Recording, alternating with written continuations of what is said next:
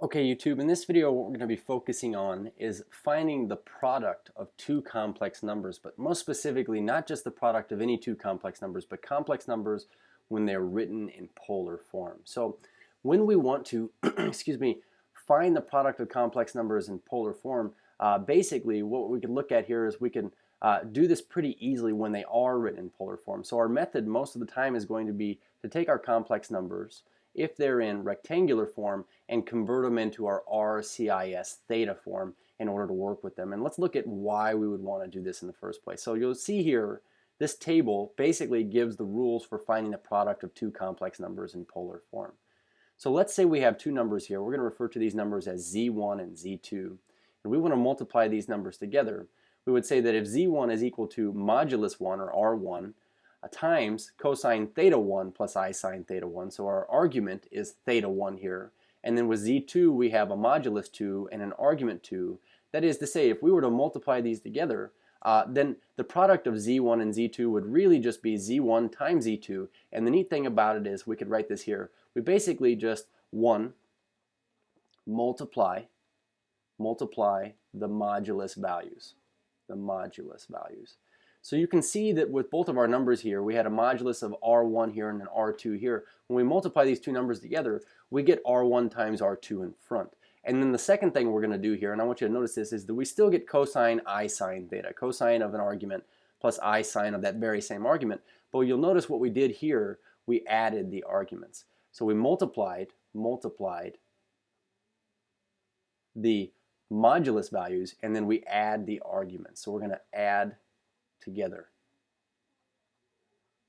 our argument values.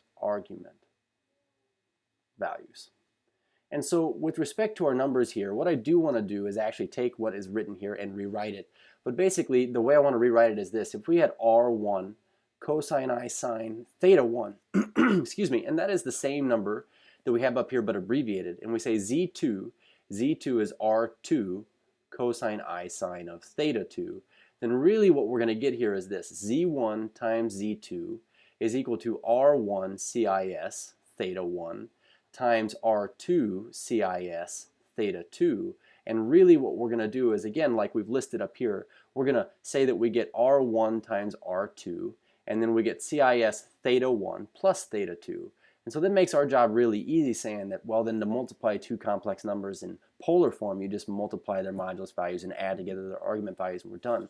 So to show you how easily this can be done, let's take a look at this example here, and then I want for you to try this on your own up here before you look at what I get for a solution.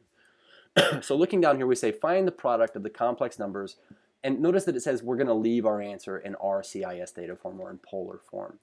So with Z1 being this 4 units in a 50-degree direction here, and Z2 being 7 units in a 100-degree direction here, we could see that if we were to take Z1 times Z2, the very first thing we would do is just go ahead and multiply their beginning values here. So we have 4 CIS 50 times 7 CIS 100. What we're really going to get is this, 4 times 7 in front, and then with respect to our formula here, it says we're going to add our arguments here. We get 50 degrees plus 100 degrees. And so total overall, we really just get 28 CIS 150 degrees. And we want to leave our answer in polar form. So we're going to say that this is just the product of those two numbers right there. It would be the number that is located 28 units from the origin in a 150-degree direction. So pretty simple. When you multiply things, you just multiply the arguments and add, multiply the modulus values and add the arguments. So here's your turn up here. If we had these two numbers, we see Z1 is 6 CIS 40. Let's go ahead and write this in the abbreviated form. We say 6 CIS 40 is our Z1, and our Z2 is 5 CIS 20. Go ahead and pause the video and multiply these together here and see what you get. When you're ready to run here, let's go ahead and take a look at what we would get. Our argument values are 6 and 5. So to multiply these, we would just get 6 times 5 here, which would be 30. And then to work with our arguments here, we'd say 40 plus the 20 here. This would just be 60 degrees right there. And notice that we also want to leave our answer in polar form here. So we're going to say that this is our product here of those two numbers. Pretty simple. Cheers.